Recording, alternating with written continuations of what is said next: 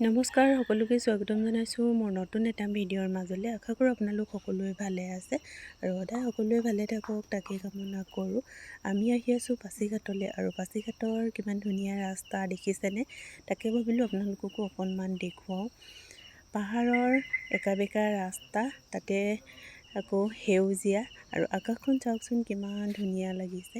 মই কিন্তু প্ৰথমবাৰ পাছিঘাটলৈ আহিছোঁ দেই। আপোনালোকে বাৰু আহিছেনে কেতিয়াবা? আমি গৈ আছোঁ পাছিঘাটৰ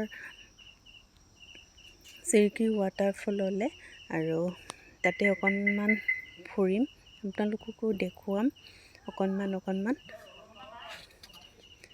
ৰাস্তাবোৰ সঁচাকৈ খুব ধুনীয়া আৰু আকাশখন চাওকচোন কিমান ধুনীয়া লাগিছে।